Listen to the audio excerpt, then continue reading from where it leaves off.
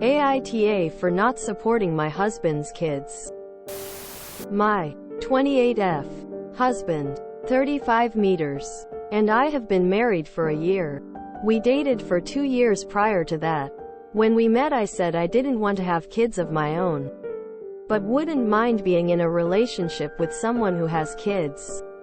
We came to the agreement that he would be solely responsible for his kids, minus the little stuff. I love my husband a lot and his kids are alright.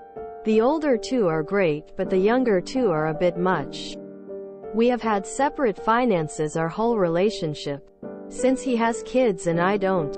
When I moved into his house, we agreed that I would pay 1/4 of the mortgage, since it's a 4-bed and 3/4 rooms go to his kids.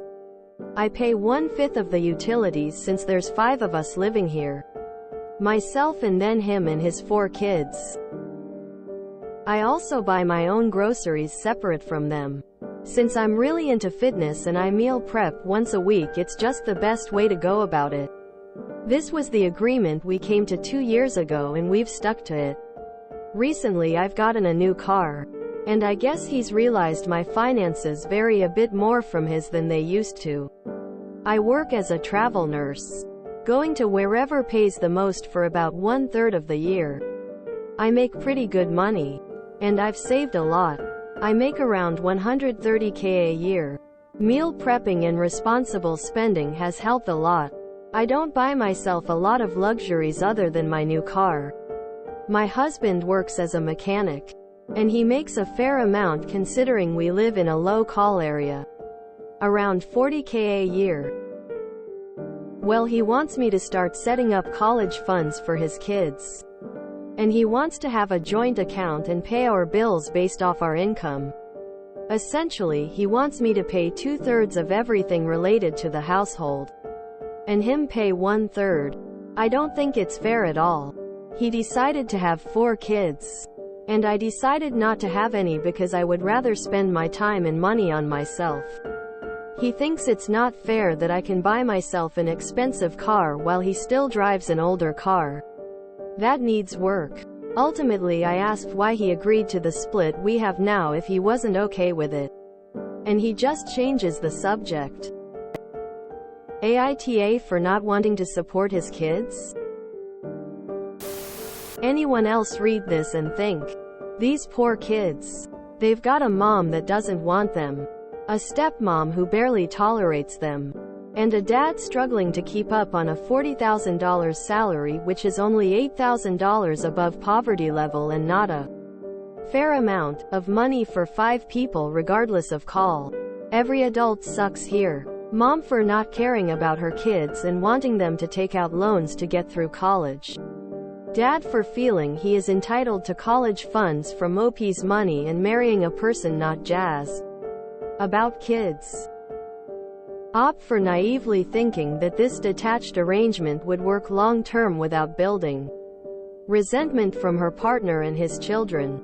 Edit. Op clearly wanted a child-free life but also a relationship with this man who has children. So she thought she could detach herself enough financially and emotionally from them and this arrangement would be sustainable. Clearly it isn't and never was going to be. It sounds more like a living roommate situation more than a marriage. It just seems like your finances make up a huge part of your relationship. I think it deserves a proper conversation about whether the both of you are still compatible. To be fair, I believe that to an extent, a marriage is about partnership and collaboration, but you shouldn't have to forfeit your own happiness for his. IDK why you married someone with kids when you don't want kids. IDK why he married you knowing that he'd have to foot all the kids related expenses and you contribute a little to the household. Y'all are roommates basically. Esh. You two sound more like roommates than a married couple, even if you keep primarily separate finances. It is odd that he's apparently unaware of basic facts like how much you make. I don't really think this is an asshole question though, so much as you two need to have a serious chat about this relationship. Jesus. So he's below the poverty line. And you're at the upper class income threshold. You're married and completely comfortable seeing your stepchildren struggle because your income blocks them from federal student aid, FAFSA, that they'd more than qualify for if you weren't in the picture. Financially, H'd be better off if he divorced you and rented your room out to some random person. That's not a marriage. You're FWB at best. Edited to add judgment. I don't understand why you want a relationship where you have discretionary spending and he can't afford reliable transportation to work. I don't understand why he signed up for that. I don't understand how you intend to live your life completely separate from the 4 children you live with. I initially thought NTA because you had an agreement, and you're not obligated to set up the college funds or pay for the kids. But there's a lot of ignoring reality going on. What was the expected outcome here? Did you both really think it was sustainable for him to support 4 kids while you pay your own way? Especially considering you know how much he makes. Where's the mother of the 4 kids? You married someone with kids, but you clearly don't want to be in any way involved with the kids. The highest compliment you can pay them is that 2 of them are alright. He also married someone who doesn't want to be involved with his kids, which isn't great on his part either. His kids deserve better than a stepmom who doesn't want anything to do with them. He also shouldn't expect you to start college funds for them emo.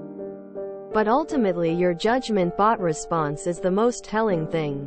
You don't want to contribute more fairly to the household because you wouldn't be able to save as much for the future. The future you're saving for doesn't seem to include your husband and stepchildren. Or you'd want to help them out a little now whilst they're living pretty much on the poverty line.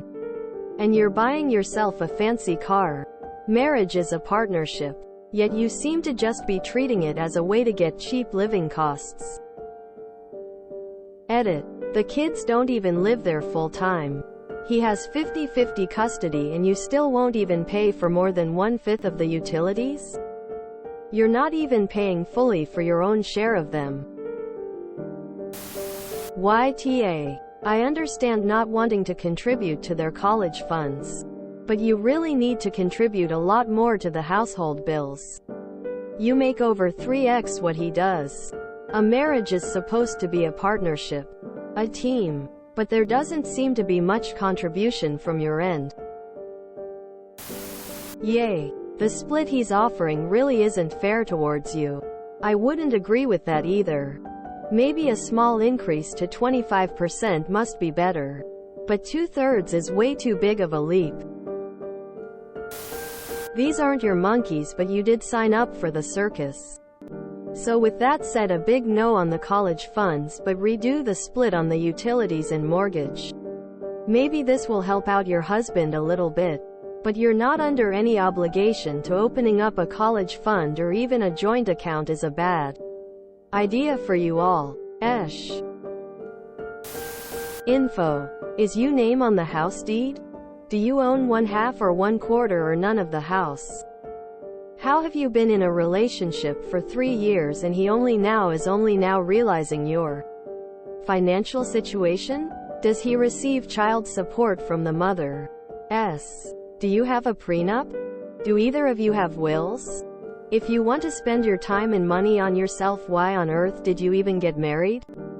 I'm sorry, this post gave me way more questions than answers.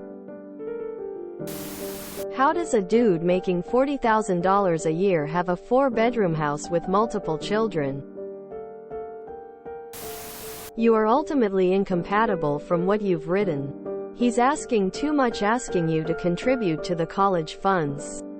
But what makes you problematic is that you are not contributing fairly to the household. You pay 1/4 of the mortgage, but would presumably be considered to own half of it? You are paying as if the kids are there all the time when they are not.